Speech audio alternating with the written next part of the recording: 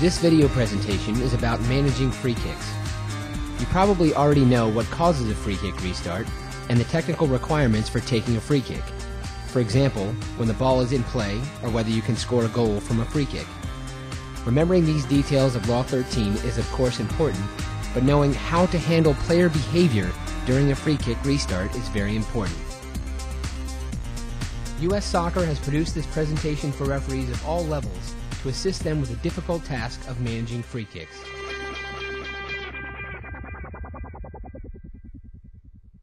In this presentation, we will talk about quick free kicks versus ceremonial free kicks, how and when referees should and should not become involved, various ways in which players may challenge your game management skills, and techniques for dealing with improper player behavior. Your actions in managing the free kick must be calm, instinctive, and firm without being abrasive or demeaning. Let's examine the quick free kick versus the ceremonial free kick. One of the most important things to remember about managing the free kick is that the attacking team has the right to take the kick as quickly as it wishes, and opponents cannot interfere. A team's desire to take a free kick is greater if they think they have a numerical and/or attacking advantage that they can exploit before the opponent can regroup. At the same time, the opposing team's desire to frustrate, prevent, and delay that kick is also greater. A quick free kick is attempting to take the kick as soon as the ball is properly placed is the attacking team's right and defines what we call the quick free kick. No whistle by the referee is needed for the kick to occur. However, you must observe the dynamics of play and be aware of all the issues that may arise. In short, your first duty is not to become involved yourself by saying or doing anything to give either the attackers or the defenders a reasonable basis for believing that the kick cannot be taken right away. A ceremonial free kick is, whenever the free kick cannot be taken quickly, for whatever reason, we say that it is a ceremonial free kick. This means you must whistle to signal that the attackers can kick the ball. The attacking team no longer controls the restart of play, you do. Although it is often said that the defenders have no rights in a free kick situation, they do have a right to a fair restart.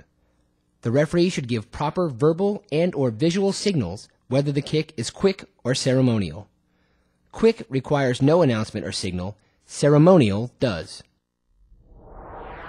Let's go to the next stage. Delay equals ceremonial. There are generally 4 reasons why you must delay the taking of a free kick. A substitution is requested. You have to know the local rules of competition on substitution procedures, as many youth matches do not allow substitutions on free kicks. A player needs medical attention for a serious injury.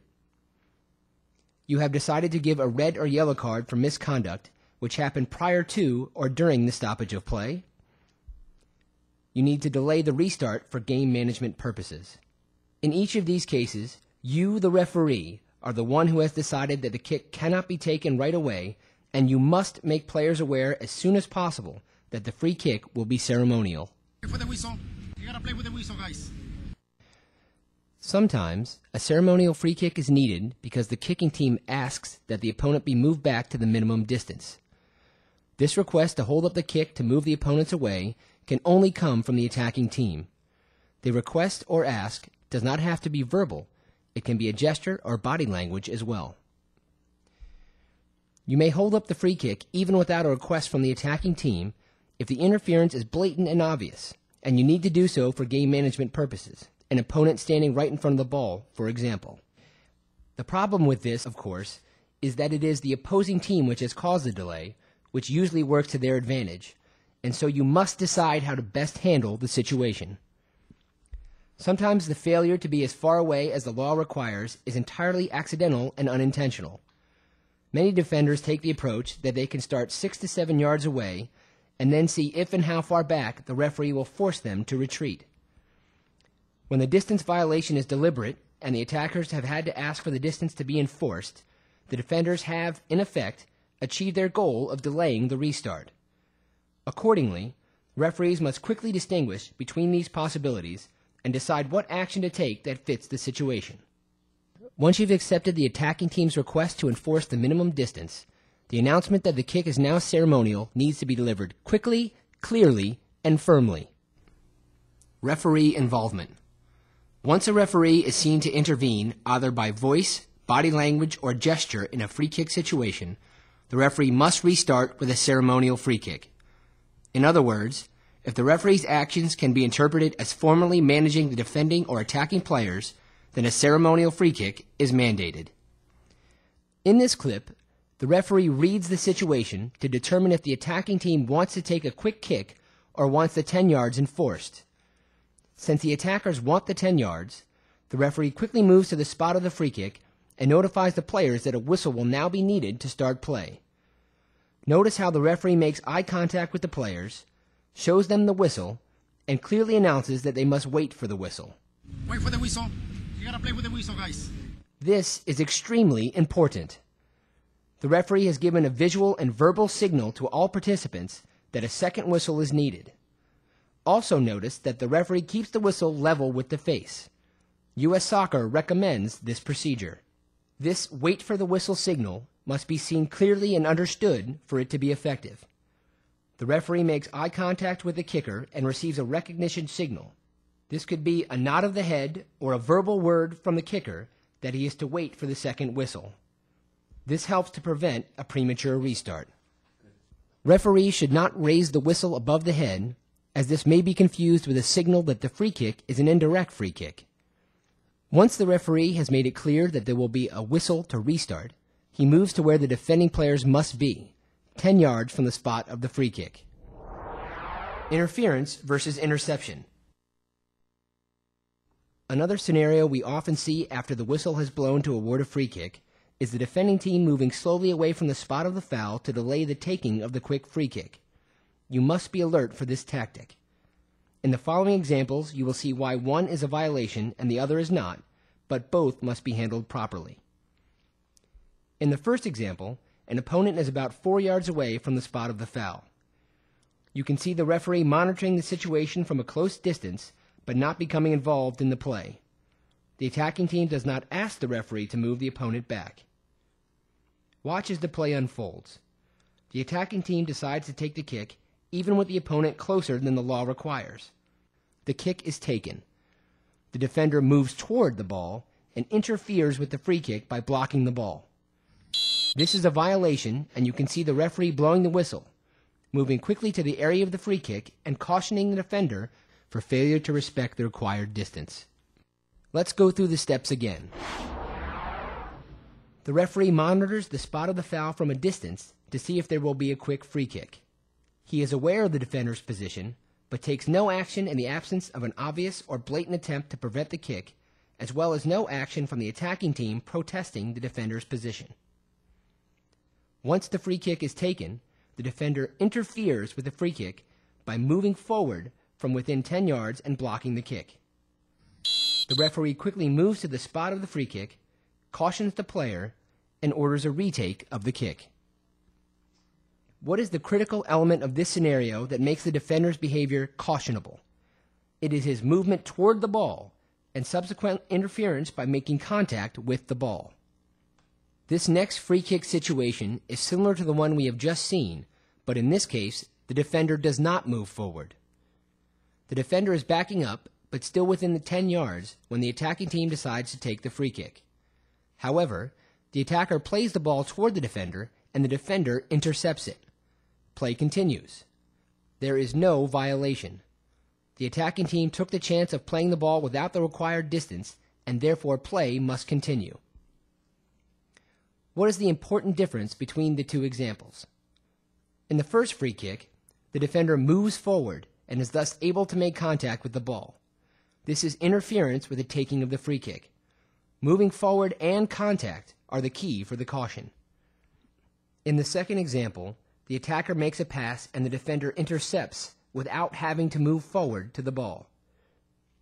The attacking team can play the ball quickly with opponents closer than 10 yards, but must bear the responsibility if an opponent is able to intercept the ball.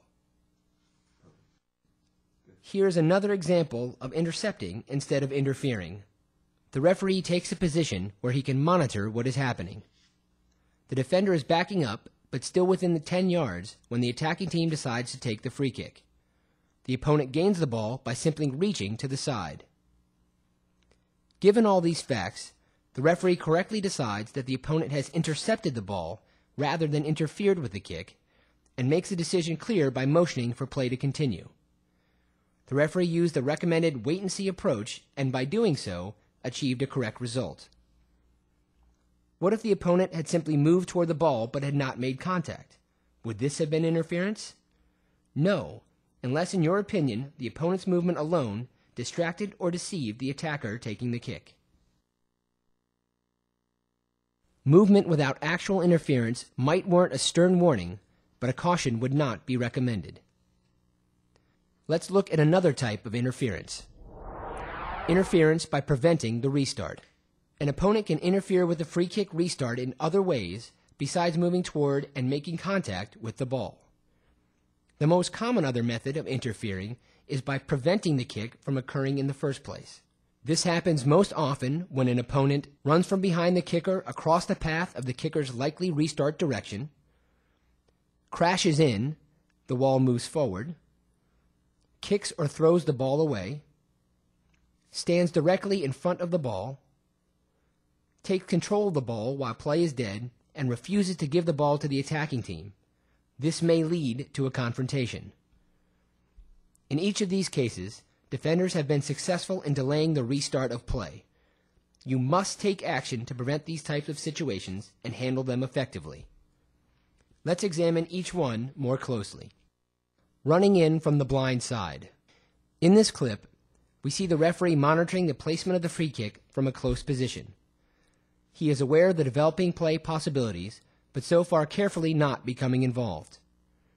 As the attacking team is ready to take the free kick, a defender approaches from the blind side of the attacking player and interferes with the attacking player's ability to play the ball. This is a violation, and the referee moves quickly to the area of the free kick to caution the player for delaying the restart.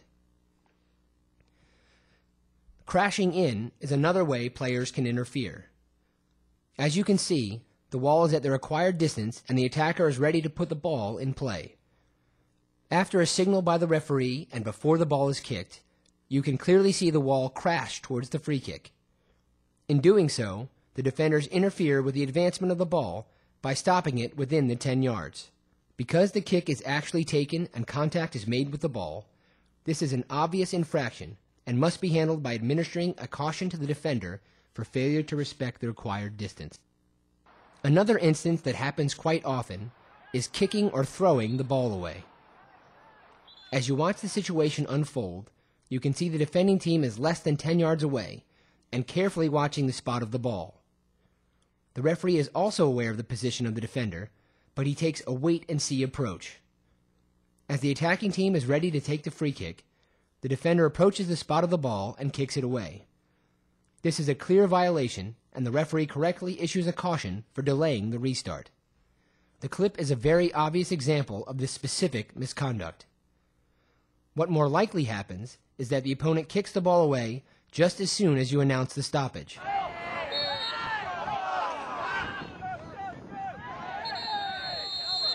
Another common occurrence when free kicks are awarded is a player of the defending team getting the ball and throwing it away from the free kick location.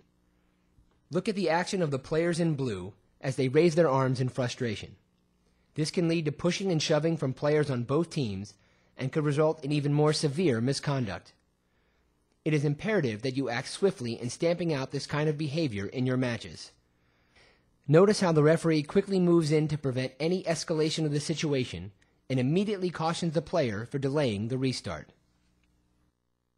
Another scenario that happens quite frequently in managing free kicks is when a defending player stands in front of the ball and prevents it from being put into play. We commonly refer to this as the statue. The defending team is typically in a position where they are very close to the foul. The defender gets to his feet and stands directly in front of the ball to prevent the kick from being taken while the defenders regroup. U.S. Soccer asks that you manage the situation firmly. This may involve a stern warning to move away from the ball, and on the second occurrence, to caution the player who is delaying the restart. It could also involve moving immediately to a caution if the defender's action is blatant and obvious. You can see the referee quickly get to the spot of the free kick and signal to both the attacker and the defender that a whistle is needed to restart play. Notice how the referee uses the U.S. Soccer recommended signal of holding the whistle at eye level. He then backpedals and signals for the defending team to retreat to this position. Once the referee reaches the 10-yard minimum distance, he requires any defenders who have not already followed him to retreat to this position. Upon repetition of this tactic, the referee is left no other choice but to caution the player for delaying the restart. A variation on this ploy is the opponent who picks up the ball and, though not throwing it away, keeps control of it rather than immediately giving it to the attacking team. This can provoke a confrontation, and the referee must control the situation quickly and firmly. Getting 10 yards, moving the players back. U.S. Soccer recommends that you use the following method in getting 10 yards on free kicks. In the scenario you are about to see, the referee uses a method that, once perfected, maintains the required distance. Let's take this step by step. The referee is in a good position to see what the attacker wants to do and where the defending team is positioned. As he waits a very brief time, the attacker signals that he would like the defending team back the 10-yard distance. Alternatively, the attempt to delay the restart may be so blatant and obvious that the referee steps in to handle the misconduct without being asked. The referee quickly moves to the spot of the ball and clearly shows a signal of wait for the whistle to both the attacker and defender. Wait for the whistle. You gotta play with the whistle, guys. Notice how he keeps his whistle at eye level, the recommended technique by U.S. Soccer, as opposed to holding it above his head.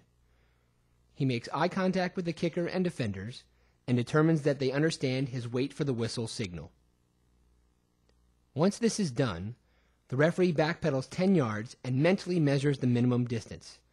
Visibly pacing off the 10 yards looks unprofessional and should be avoided. Nor should the referee make any contact with players to push or pull them back. Once the referee reaches the 10-yard minimum distance, he requires any defenders who have not already followed him to retreat to this position.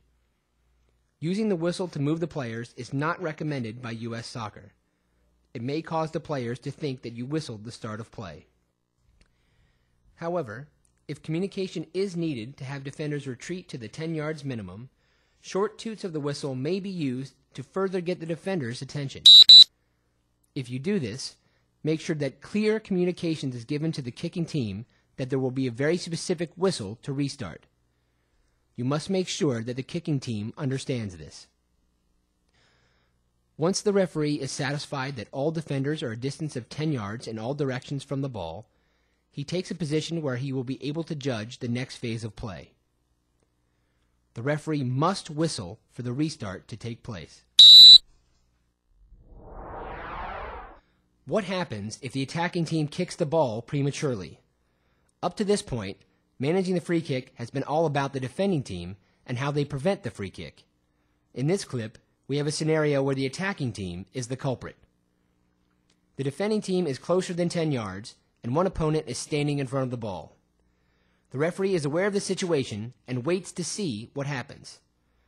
An attacker asks for 10 yards, so the referee moves in to begin the ceremonial process. You can see the referee makes it clear that a second whistle is needed to restart play by holding the whistle at eye level. The referee should get some acknowledgement from the kicking team. So far, so good. As the referee moves to a position where the 10-yard wall should be, the attacking team takes the free kick without waiting for the whistle. This is not fair to the defending team, as they do not have the opportunity to defend properly. Therefore, the referee blows the whistle to stop play and orders a retake of the original free kick, again requiring a whistle before the kick can be taken. You can see the referee reminding the attacking players that they must wait for a second whistle to start. Referees must be very sure that the players have understood the instruction to wait for the whistle. The referee must have received verbal and/or visual acknowledgement from the attacking team.